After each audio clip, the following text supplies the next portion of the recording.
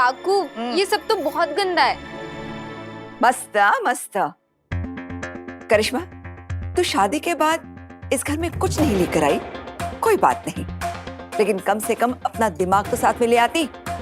ये सब गंदा है इसलिए तो सफाई करने के लिए कह रही हूँ।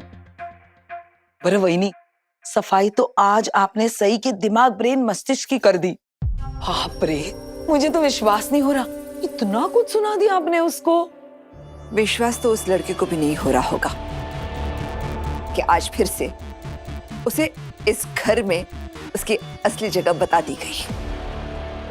आप बिल्कुल ठीक कह रही हैं काकू,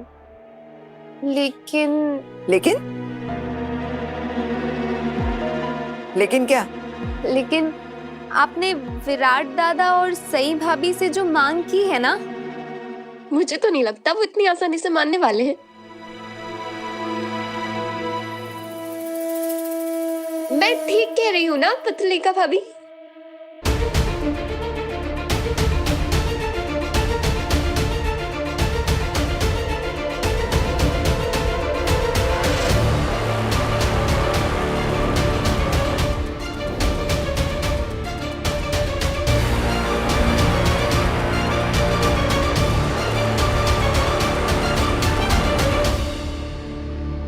पत्रले कहाँ?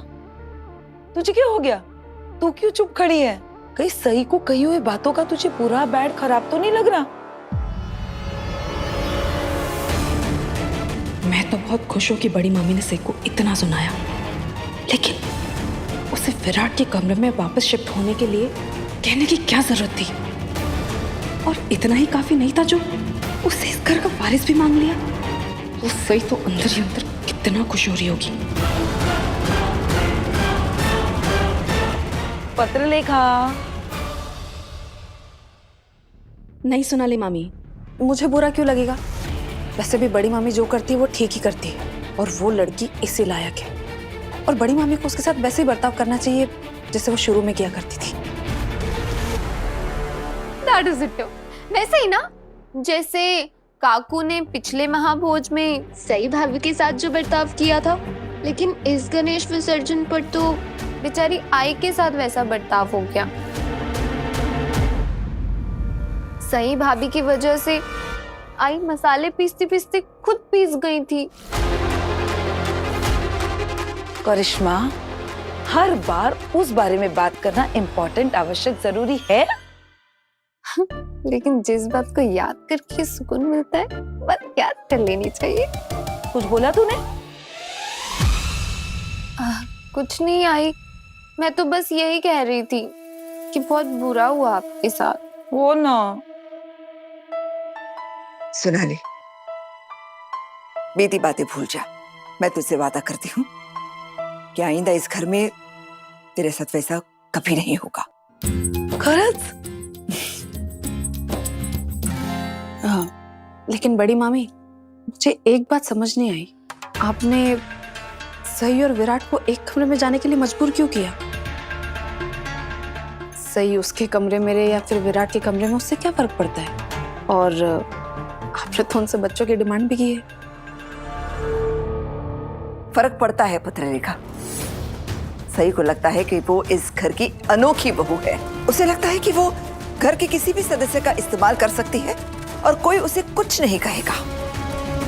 लेकिन मैं उसका ये वहम तोड़ कर रहूंगी। और ये जो विराट और सई के बीच अजीबोगरीब प्रॉब्लम्स चल रहे हैं ना, देखना बच्चा होने के बाद सब कुछ अपने आप ठीक हो जाएगा। मुझे नहीं लग रहा भवानी जी ने कुछ भी गलत कहा है। सई और विराट तो पति पत्नी है ना, तो देखो बाकी मैं तुम्हारी सारी बातें सुनती हूँ। तुम सई की कितनी बुराई करो, मैं हमेशा तुम्हारी हाँ में हाँ मिलाती हूँ ना। लेकिन बेटा यहाँ तो भवानी जी बिल्कुल सही कह रही हैं। देखो जो घर के बड़े बुजुर्ग होते हैं ना, उनकी तो इच्छाएं होती है ना कि अपने बच्चों को देखें, उनको अपनी आंखों के सामने बड़ा होते देखें, उनको अपनी गोदी में खिलाएं। देखो मैंने और तुम्हारे बाबा ने तुम्हें कभी कहा नहीं, लेकिन तुम्हारी शादी से पहले से तुम्हारे भी तो सपने थे ना, तुम्हारे बच्चों को देखें, उनके नखरे उठाएं। ऐसा ख्याल अपने मन में भी मत लाना आई, क्योंकि ऐसा कुछ नहीं होने वाला। तुम्हें क्या लगता बाकी? कि सम्राट जो जैसा चल रहा है वैसा चलने देगा हमेशा? इस चीज को वो बर्दाश्त कर पाएगा कि उसकी बीवी के दिल में कोई और रहता है? ये पति पत्नी का रिश्ता सिर्फ लोगों को दिखाने के लिए, तुम्हारे साथ पूजा में बैठने के लिए वो सिर्फ पति है? आई नहीं बाकी, ऐसा हमेशा नहीं चल सकता। वो तुम्हारा पति है और एक ना एक दिन तुमसे वो पत्नी होने का हक अदा करने को कहेगा। और तुमने कहा था ना कि तुम उसके साथ पत्नी की तरह जिंदगी बिताना चाहती हो। आई मैंने आपको अपनी परेशानी बताने के लिए फोन किया था और आप है कि मुझे और टेंशन दे रही है। मैं फोन रख रही हूँ। आखिर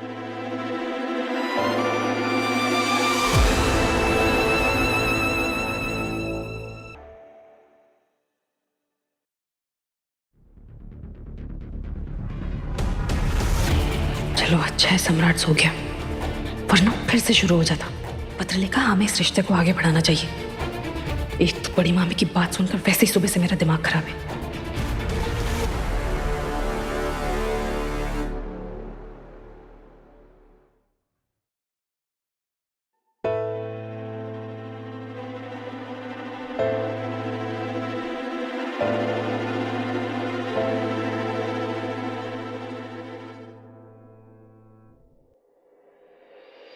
पत्र लिखा, कहाँ जा रही हो तुम? वो मैं सोफे पे सोने जा रही। सोफे पे क्यों? हमारा अपना कमरा है, अपना बेड है, आओ यहीं सो जाओ। क्या हुआ, बहुत बुझी बुझी सी लग रही हो? थक गई हो क्या? किचन में बहुत काम था। और नहीं तो क्या, तुम्हारी मैडम सई को सरप्राइजेस, बर्थडे पार्टी, इन सब का तो शौक है, लेकिन जब सफाई का वक्त होता है तो सई मैडम गायब हो जाती है और सारा काम मुझे और करिश्मा को ही करना पड़ता है। पार्टी तो एक दिन की होती है, लेकिन उसकी सफाई हफ्ते भर चलती रहती है। बहुत थक गई हो, मसाज कर दूं?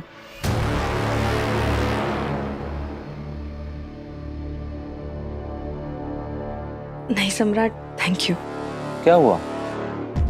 तुम्हारा पति हूँ, इतना तो मैं कर ही सकता हूँ तुम्हारे लिए ना। और वैसे भी तुम ही कहती हो ना कि हमें अपने रिश्ते को सीरियसली लेना चाहिए।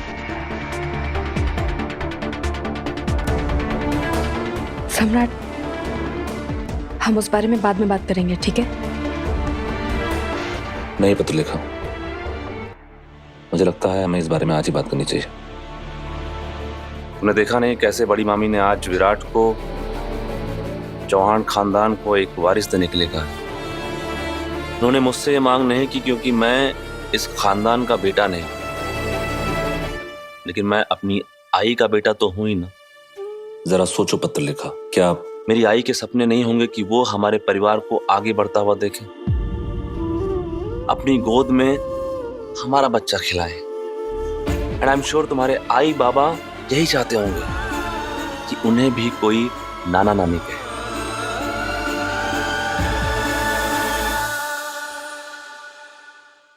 तुम कहना क्या चाहते हो सम्राट? पत्र लिखा, मैं अपनी आई को खुशी देना चाहता हूँ, मैं इस रिश्ते को आगे बढ़ाना चाहता हूँ। तुम ही तो हमेशा मुझसे कहती रहती हो ना कि हमें हमारे रिश्ते को आगे बढ़ाना चाहिए। तुम्हें गलतफहमी होगी सम्राट, क्योंकि मैंने कहा कुछ और था और तुमने समझ कुछ और लिया है।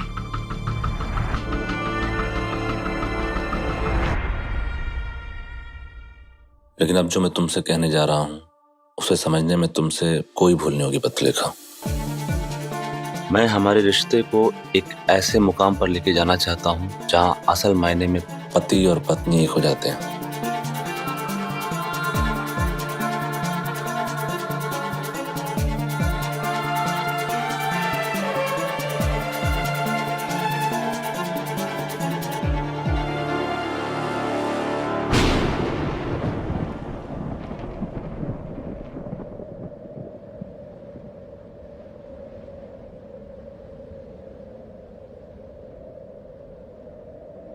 मैं जानता हूं पत्र लिखा कि तुम अभी तैयार नहीं हो, लेकिन मैं ये जानना चाहता हूं कि तुम बार बार ये क्यों कहती हो कि तुम हमारे रिश्ते की एक नई शुरुआत करना चाहती हो? तुम्हारे वर्ड्स, तुम्हारे एक्शन से मेल क्यों नहीं खाते पत्रलेखा? तुम कहती हो कि तुम हमारे रिश्ते में आगे बढ़ना चाहती हो, लेकिन क्या तुम खुद विराट को बुलाकर आगे बढ़ पाई हो पत्रलेखा?